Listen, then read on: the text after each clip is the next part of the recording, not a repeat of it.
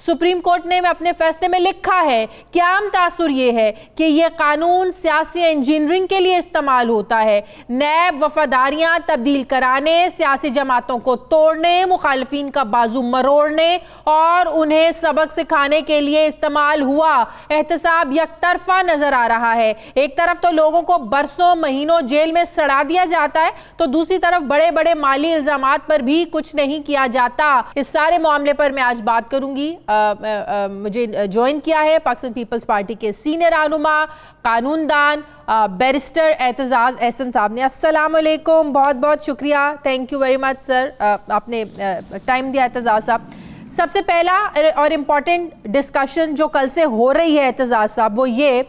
کہ supreme court نے NAB کی غیر جانبداری پر جو سوالات اٹھائے ہیں، جیسے کہ میں نے اپنے انٹرو میں بھی کہا، یہ سوالات میڈیا نے نہیں اٹھائے ہیں، کسی اینکر نے نہیں اٹھائے ہیں، اپوزیشن کے کسی رہنما نے، کسی پارٹی نے نہیں اٹھائے ہیں، سپریم کورٹ نے اٹھائے ہیں کہ یہ جو قانون ہے سیاسی انجینئرنگ کے لیے استعمال ہوتا ہے، یہ سیاسی مخالفین کے لیے سیاسی انتقام کے لیے استعمال ہوتا ہے۔ آپ کیا سمجھتے ہیں اعتزاز صاحب کہ کتنا ناگزیر ہو گیا ہے اب نیب کے قانون میں ترمیم کرنا ان ریمارکس کے بعد، اس فیصلے کے بعد، اس آبزرویشن کے بعد؟ سپریم کورٹ کا فیصلہ انتہائی اہم ہے، یہ 2 ججز کا فیصلہ ہے اور 2 ججز سے ویسے زیادہ اگر 5 ججز ہوتے تو زیادہ معتبر ہوتا، پر اس میں میرے خیال میں سپریم کورٹ کے وہ انتہائی معتبر جج صاحب جو مقبول باقر صاحب ہیں، آپ سندھ ہائی کورٹ کے چیف جسٹس بھی رہے ہیں، انتہائی دلیر، نڈر اور قانون جاننے والے، اس ججمنٹ کو آپ پڑھیں گے تو آپ کو معلوم ہوگا ان کا مطالعہ کتنا وسیع ہے اور کس قدر عمیق گہرائیوں میں اور عمیق نقطوں میں وہ گئے ہیں اور کون کون سی نظیریں انہوں نے دیکھی ہیں۔ ایک بڑا طویل فیصلہ اور بڑا جامع فیصلہ ہے، اور آپ دلیر میں نے اس لیے کہا کہ آپ chief justice Sindh high court پہ تھے تو آپ پہ ایک قاتلانہ حملہ ہوا تھا، خودکش حملہ آپ کے، اور آپ الحمدللہ آپ بچے رہے، محفوظ رہے اور اللہ کرے محفوظ رہے۔ آپ ایک ریئلی لا نوئنگ اور قانون پہ سوچنے والے جورسٹ قسم کے جج ہیں، اور میں ان کی تعریف، اگر مجھے فرض کرو ان کے اس فیصلے سے اختلاف ہوتا اور دیگر فیصلے ایسے ہیں جن سے مجھے تھوڑا بہت اختلاف،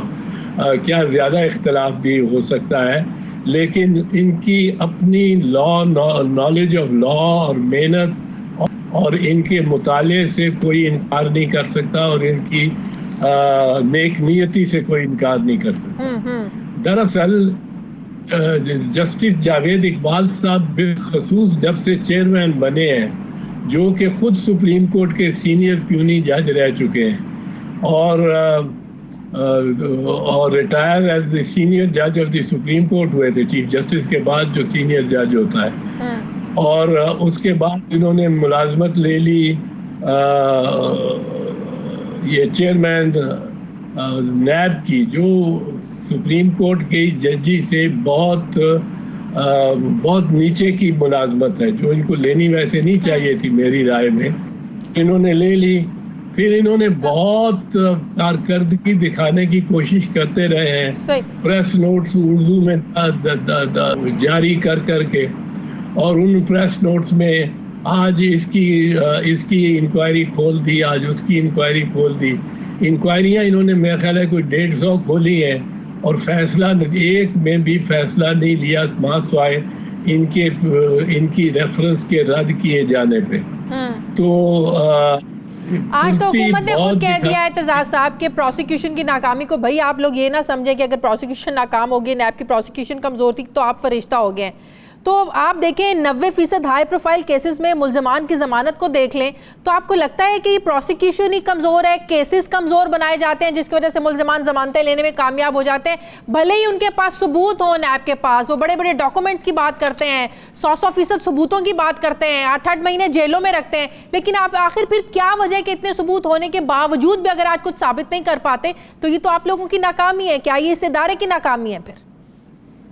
یہ میں اس ایک ناکامی ضرور ہے، تو میں اس پہ عرض کرتا ہوں، پر اس سے پہلے میں ایک جملہ آپ کی سے معذرت کے ساتھ اور آپ کی اجازت کے ساتھ یہ کہتا جاؤں کہ دونوں خواجہ برادران کو میں مبارک بھی دینا چاہتا ہوں. انہوں نے بہت بڑا فیصلہ لیا ہے, ان کے حق میں بہت بڑا فیصلہ آیا اور یہ اہم فیصلہ ہوگا, اور ان کی بریت کی شاید اسی پہ بنیاد بن جائے گا. غالب امکان ہے کہ بن جائے گی بریت کی, تا وقت ہے کہ نیب کوئی نیا شہادت اور ثبوت نہ لے کے آئے. اب رہی بات جہاں تک تعلق ہے کہ نیب والے اور یہ ان کی تفتیش اور ان کا استغاثہ, ان کے پاس 2 مراحل میں مقدمہ آتا ہے. ایک مرحلہ ہوتا ہے تفتیش کا. بالکل. تفتیش سے مراد ہوتی ہے کہ ایویڈنس کو کلیکٹ کرنا, جتنے ثبوت ہیں ان کو جمع کرنا, یہ تفتیش کا کام ہے. اگر مرڈر کیس ہے مثال کے طور پہ, اور بندوق کسی نے چلا کے اور چھپائی بھی ہے, کسی گڑے میں دبائی بھی ہے, اوپر مٹی ڈالی بھی ہے, تو اس کو جب ملزم جا کے اشارہ کر کے کہتا ہے کہ یہاں نیچے اگر آپ کھودیں گے تو بندوق ہے جس سے گولی چلی تھی, جو گولی مقتول کو مرنے والے کو لگی تھی, اور اگر مرنے والے کے جسم سے وہ گولی نکل آتی ہے اور بندوق کے گروو کے ساتھ میچ کر جاتی ہے, ہر بندوق کا, ہر رائفل کا جو بنائی گئی ہے, ہر رائفل جس طرح انگوٹھے کا فنگر پرنٹ مختلف ہوتا ہے, ہر رائفل کے گروو کا ڈیزائن اور وہ مختلف ہوتا ہے. تو یہ بتا سکتے ہیں یہ گولی اس رائفل سے چلی ہے. اگر وہ خود رائفل دکھاتا ہے تو یہ ثبوت ریکور کر رہی ہے پولیس, یہ اس کو تفتیش کہتے ہیں. وہ خون آلود رومال بھی جب بری کراتا ہے, وہ خون آلود کپڑے بھی برآمد کراتا ہے جو ملزم ہے, یہ سب تفتیش ہے. یہ جب سارا ثبوت آگے پولیس کے پاس آ جاتا ہے تو پولیس عدالت میں ایک چلان یا یہ جو نیب آرڈیننس ہے اس کے تحت ریفرنس,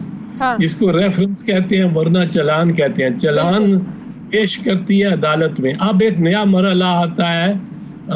نیب کے لیے. انہوں نے ثبوت سارے جمع کر لیے, کمپیوٹر اٹھا لیے, کاغذ اٹھا لیے, زمینوں کے کاغذات اور رجسٹریاں اٹھا لی, یہ خواجہ سعد رفیق کی, خواجہ سلمان رفیق کی, سب کچھ اٹھا کے اب انہوں نے پیش کرنا ہے اس کو عدالت میں. اس کو کہتے ہیں, وہ اس مرحلے کو کہتے ہیں پروسیکیوشن یا استغاثہ. بالکل استغاثہ. عمومی طور پہ میں نے جو دیکھا ہے یہ جو نیب ہے یہ تفتیش پہ, کلیکشن آف ایویڈنس پہ تیز ہے, اور اس کی بنیادی وجہ یہ ہے کہ 90 دن آدمی کو اندر رکھتے ہیں, 90 دن جو چاہتے ہیں منوا لیتے ہیں, اس سے جو چاہتے ہیں اس پہ ڈال لیتے ہیں, اور پھر کہتے ہیں جی اب پروسیکیوشن کے لیے ہم تیار ہیں, ریفرنس فائل ہوگی. اب پروسیکیوشن میں ان کے پاس وہ صلاحیت ہی نہیں ہے کہ وہ بندوق جو گڑے سے نکالی ہے اور ملزم نے اوپر سر پہ کھڑے ہو کے نکالی ہے پوائنٹ آؤٹ کر کے, اس کو یہ ثابت کر سکے عدالت میں. عدالت میں پھر یہ ثابت کرنا ہے اور ہر کڑی کو ثابت کرنا ہے کہ یہ بندوق وہاں سے نکالی گئی. بڑے بڑے کیسز بنا لیتے ہیں, صحیح کر پاتے. اسی سے جڑا ایک اور سوال, جب حکومت اور اپوزیشن دونوں کو اس قوانین میں ترمیم چاہتی ہیں, اعتراض بھی ہے, تو پھر کرنے میں رکاوٹ کہاں پر ہے؟ حکومت خوش نہیں ہے, اپوزیشن بھی مطمئن نہیں ہے, تو اعتراض سے پھر رکاوٹ کہاں پر ہے؟ اب کیوں نہیں؟ اب 2 سال ہو گئے, ویسے تو پیپلز پارٹی کا بھی دور گزرا, نون لیگ کا بھی دور گزرا, کسی نے اس طرف دھیان ہی نہیں دیا, آج سب لوگ تنگ ہیں. میرا خیال ہے کہ ایک کنسنسس تو پارلیمنٹ میں کریٹ ہو گیا ہے کہ اس کی ترمیم ہونی چاہیے, لیکن کیا ترمیم ہے یہ اس پہ کنسنسس شاید نہ ہو. حکومت جو اس وقت کرسی پہ بیٹھی ہے وہ اپنے آپ کو محفوظ سمجھتی ہے, اور اپوزیشن جو اپنے آپ کو جو کرسی پہ نہیں بیٹھی وہ اس کا رویہ خواجہ سعد رفیق اور خواجہ سلمان رفیق جیسا ہے کہ وہ اپنے آپ کو غیر محفوظ سمجھتے ہیں اس نیب کی تلوار سے. تو اس لیے ان میں اتفاق رائے ہونا ابھی تک میرے خیال میں دشوار ہے. لیکن یہ دونوں تسلیم کریں گے کہ اس میں ترمیم ہونا ضروری ہے. اچھا، بہت بہت شکریہ. 2018 میں بھی یہ معاملہ سپریم کورٹ میں زیر بحث آیا تھا اور سپریم کورٹ نے نون لیگ کے 2 سینیٹرز کو نااہل قرار دیا تھا. آئین کے مطابق بھی دوہری شہریت والا کوئی بھی فرد جو ہے وہ اسمبلی یا سینٹ کا رکن نہیں بن سکتا ہے، لیکن آئین وزیر اعظم کو یہ اجازت ضرور دیتا ہے کہ وہ غیر منتخب افراد کو اپنے مشیران اور معاونین مقرر کر سکتے ہیں. وزیر اعظم کے 4 معاونین دوہری شہریت کے حامل ہیں. معاون خصوصی برائے اوورسیز پاکستانی زلفی بخاری نے تو اپنی دوہری شہریت کو تسلیم کیا ہے. زلفی بخاری نے اپنے ایک بیان میں کہا ہے کہ وزیر اعظم کی دعوت پر ڈونلڈ ٹرمپ کو بھی کابینہ اجلاس میں مدعو کیا جا سکتا ہے. ہمارے پاس تو پھر بھی پاکستان کی جو ہے نا وہ شہریت بھی ہے. اور 2018 میں ہی وزیر اعظم عمران خان کے معاون خصوصی برائے اوورسیز پاکستانی زلفی بخاری کی تعیناتی کو چیلنج کیا گیا تھا، لیکن عدالت نے ان کی تعیناتی کو وزیر اعظم کا ثوابدیدی اختیار قرار دیتے ہوئے ان کی اہلیت اور عہدے سے ہٹانے سے متعلق درخواست کو مسترد کر دیا تھا. وزیر اعظم کے معاونین خصوصی کے اثاثے ڈکلیئر کرنے کے بعد سامنے آنے والی تفصیلات میں یہ بھی انکشاف ہوا ہے کہ وزیر اعظم کے اکثر معاونین نے اپنے ٹیکس ریٹرنز بھی ظاہر نہیں کیے.